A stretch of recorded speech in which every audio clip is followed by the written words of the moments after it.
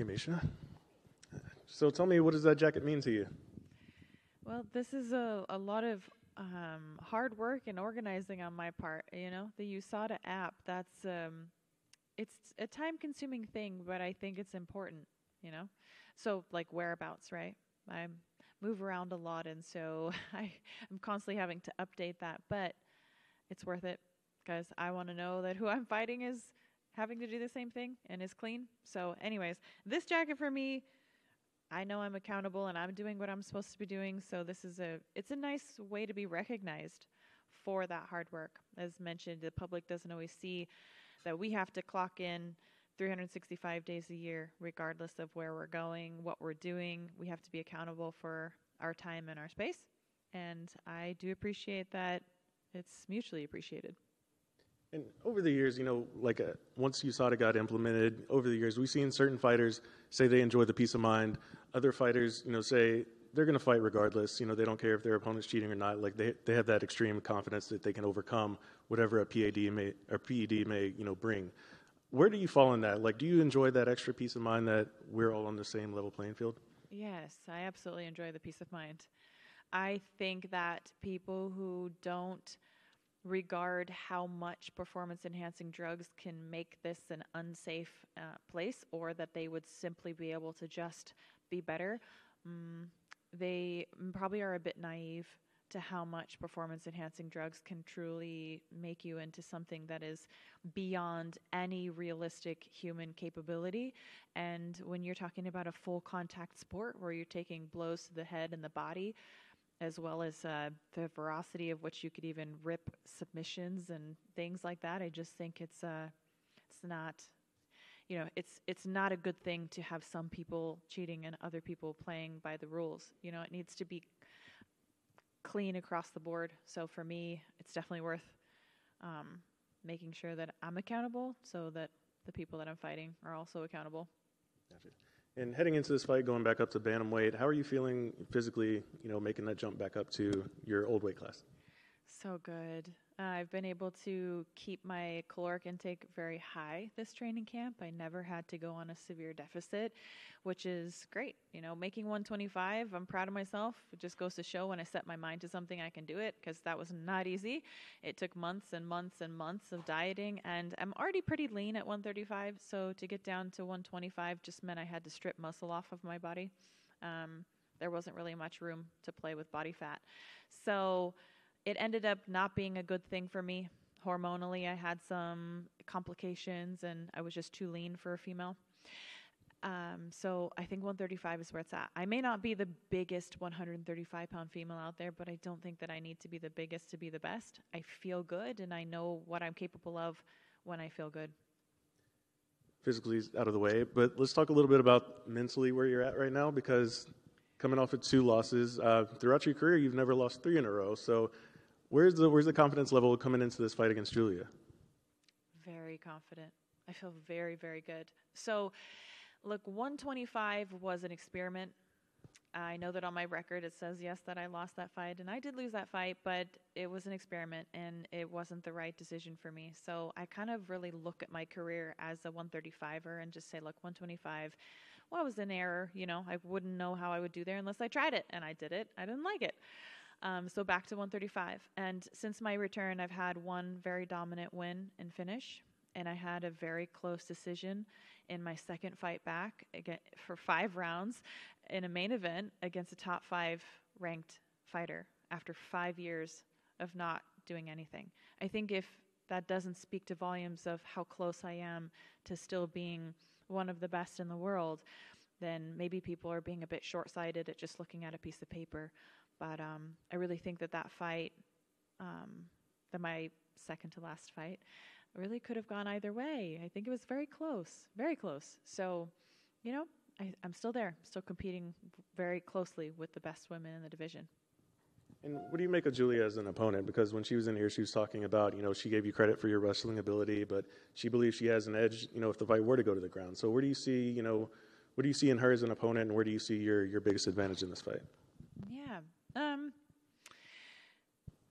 I think one of my biggest advantages in this fight is that there aren't many cards in the deck that I haven't seen as a veteran. So yes, there's a skill set across the board that you could measure out and say, oh, she should be better in this area, she should be better in that. But really, the unpredictability is something that people don't always take into account, that I've seen a lot. I've been in there a lot. I've experienced a lot. And I think I have to be prepared for anything with Julia Avila because she hasn't fought in so long. So I know that when I came back after a 5-year layoff, I felt like a completely different fighter. I really fell in love with my striking, and I was doing much better than I think I ever had in my entire career with my hands. But it's been a while since she's fought. She's had a baby. So she may come in this fight with an entirely different stance. She may come out a southpaw. I don't know. I mean, it's been a while. She may be playing with different things that, and I'm sure she's worked really hard in her wrestling. So in effort to not get too carried away, I guess my point is that I'm very flexible in my fight IQ and being able to change things on the fly. I do think that I have an advantage in the wrestling, and I surely think in the grappling as well.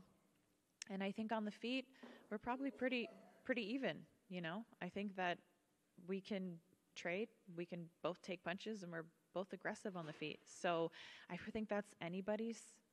I think I'll be fine there. I'm not going to shy away from that area, but I do think I have clear advantages in this fight.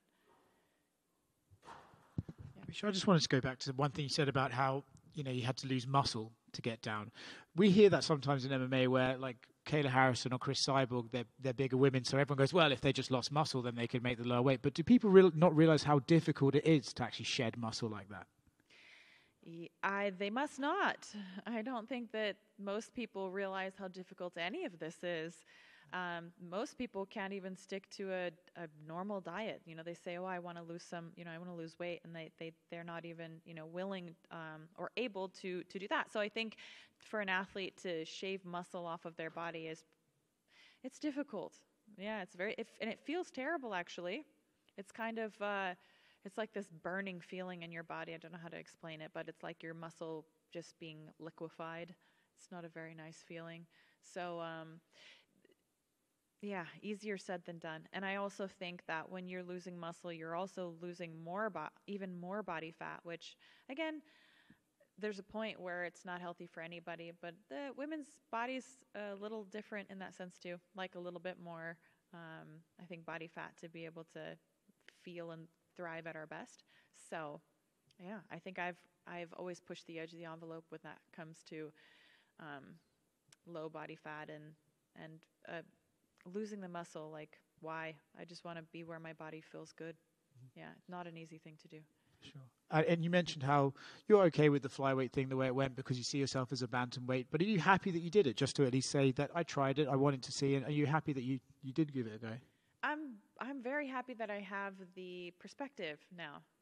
I believe in my my very first fight back when I fought Mara and Renault. I came into fight week at about 139, and I think fight day was the same, 139. And so, yeah, I wasn't very big, and I think the UFC was looking at me saying, she's a flyweight, she's a flyweight. But my body's filled out again very well. I feel like I'm back to where I was, and now I feel very strong and full and healthy and lean at 135. So I'd rather be stronger than smaller. Yeah, Makes I think sense. that's kind of where I'm at right now. I mean, it wasn't like I wasn't performing well in practice and in theory at 125. I did. But the mental and emotional toll of having to diet so stringently for months and months. And mind you guys, can I point out that I did Celebrity Big Brother during a camp? That was terrible. I don't know if anybody remembers that, but I do. It came through the UFC, and I said, can I still do my trainings? And it was very naive of me to think that I could do both. But I tried my best. But you guys, we were living under halogen lights for 6 weeks, and we had interviews sometimes at 2 a.m. with those bright lights in your face. And I wasn't even allowed to have a pen. Couldn't even write down my food intake, my calories. So, the mental stress of that in that fight camp leading up was really tough.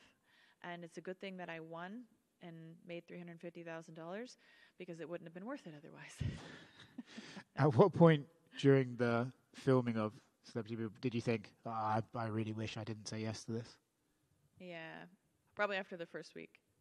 Yeah, the first week wasn't so bad. I still was trying to stay on my sleep rhythm. I woke up early in the mornings. But when I thought we had outdoor access, we had outdoor access some of the days, and it was still under a plastic tarp. So actually no real vitamin D, which I'm very big on, getting out and getting straight UV rays to the skin and making vitamin D. We were under a kind of those milky clear tarps.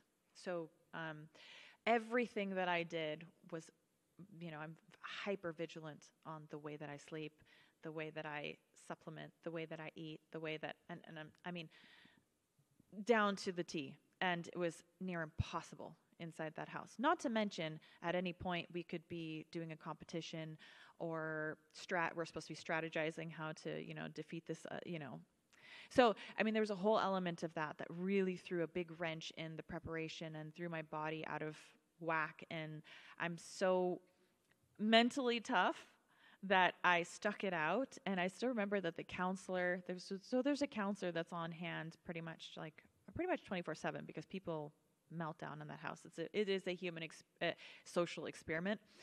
We felt like little lab rats, but I was the only one who did not speak to the counselor the entire time. I am just an internalization machine. So I was internalizing a lot, and that was really tough. So, you live and you learn. What doesn't kill you makes you stronger. What doesn't, break you, I think just, again, elevates my belief in my ability to overcome. But in hindsight, it wasn't a good decision. And, wasn't a good decision in the sense that it was impossible to keep everything that I really feel like I needed to be prepared. So that was part of that journey as well. But it's in the past. I've learned from it. Really proud of myself it's like being able to do it, right? I don't think many people could understand how difficult that is, much less get through it. So I did it. And now I'm happy that this was actually a very good, healthy, balanced camp. Thank you. Yeah. Miesha, you've gone toe-to-toe with the best in the world. There you marked your stamp as a legendary career. What goals, is the eye still on the championship gold, or what do you want to accomplish still? Well, I want to accomplish a ready transition, I guess. So my goal is not to give up on myself or quit on myself before the time for change is actually here. So a lot of people, again, will look at my record and say, she lost her last two, and she should retire. I hear these words, and I just want to throw it out there to anybody, never to quit on themselves based on what other people say, and never too early. Like, really give it your all. So that's what I'm here to do. I don't know if that looks like any specific thing. It's just, it feels right to be here right now. It feels like this is what I'm meant to do. This is what I want to be doing. So I think when all those things come together and you know that it's right, then it's right. And at some point, this chapter is going to close, and I certainly think I'm much closer to the end of it than I ever, have been before. But it didn't stop with my last fight. And I don't know if it'll stop with this fight. I really feel like at any fight, at any point, could be my final fight. And I'm okay with that because I've built an emperor-worthy, life that I feel like these wins and losses don't define me anymore. It's not just everything like it used to be. Don't take that the wrong way. I have worked my butt off for this camp, and I want to win this fight more than anything. I've worked so hard, and I've sacrificed, and I've loved the process, and I want to win, and I really believe that I'm going to. But again, I'm much more effort-based than ever before, But if I win on Saturday, that's what I feel like it's meant to be. But if I didn't, guess what? I wake up on Sunday, my kids are still going to be kissing me, My fiance is still going to be there. My parents are here. Like, we're going to go enjoy Austin, Texas, you know? So I guess having that mental and emotional flexibility as an athlete gives me a unique and freeing perspective on being able to go in and just have fun, like just fight. I am going to fight my ass off, and I'm taking the pressure off. No more fight with the scale, no more celebrity Big Brother, no more like this nonsense. Like, figure it out, Miesha, you know? So I'm very focused on what I want in this moment. And can I just give a really big shout out to the UFC right now for Micah? He is the mental coach there at the UFC Performance Institute, who's free and available to us and has absolutely changed my life. He's not only changed my life as far as fighting goes, because he's there for performance reasons, but everything that I take away about being present for a practice or a fight or competition, like, be here right now.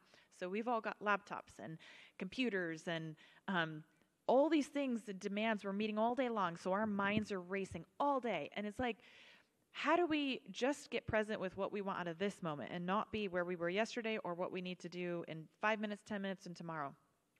You know, and that's difficult as a parent to not have our mind. Like, for me, I have 2 small kids, 5 and 3.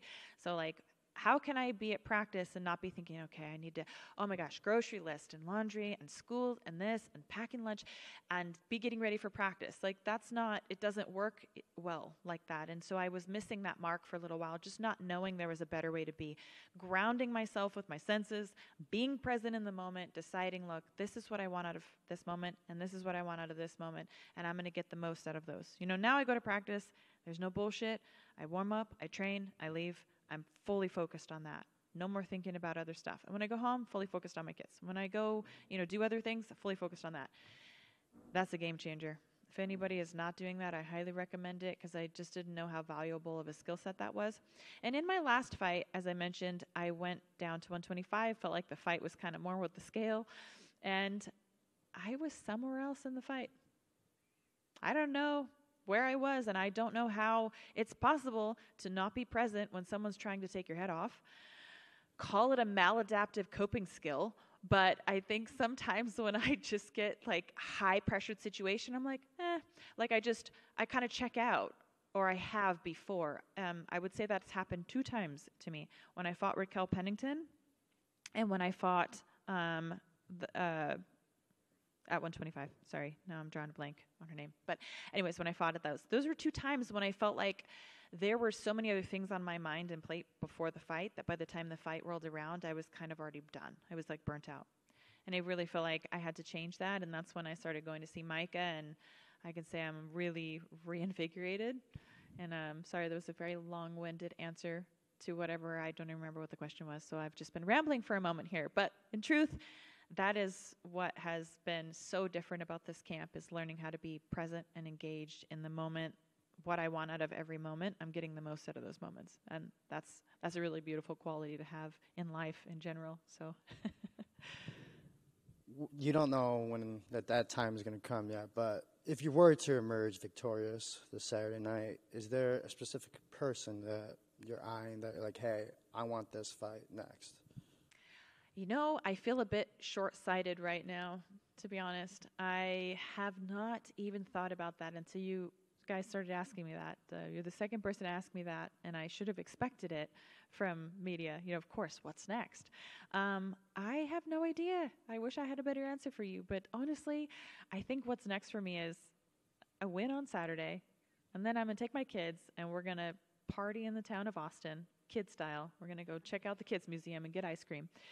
And then we're going to go home and we're going to celebrate Christmas. We're going to have a beautiful Christmas as a family. And then I'll kind of regroup and see. Yeah, I have no idea. I don't know. But I think that's a pretty good plan for at least until the first of the year. Last one. How excited are you to fight in Austin? You mentioned you're going to go around, see the city. I mean, what does it mean to fight in Austin, Texas? It's so cool. I'm so excited to fight here. So I've never been to Austin, Texas, but I'll tell you what, in places that I have left to travel inside the U.S., this was on my top 5 list of places that I hadn't been that I just really wanted to go. And I feel like it's great that we're here, and we're staying a few extra days, as I think I mentioned. So I'm going to take my family around, and we're going to enjoy Austin and some great barbecue food afterwards. And I'm also really glad that this is open to the public, right? So that's another benefit. There's some positives to fighting in Vegas. Obviously, it's my hometown. I don't have to leave my house, right? There's nice things about that. But there's something special about fighting in front of an audience. And I'm really looking forward to being at the Moody Center. It's beautiful from the photos that I've seen. I have yet to see it in person. But I think it's going to be fantastic. A lot of my family and friends came out to Austin to support me, which I'm also grateful for. And grateful that they could, because I think they would also in Vegas, but the Apex just doesn't hold the people. So that's also really nice to feel like I have a whole tribe behind me. All right, thanks, guys.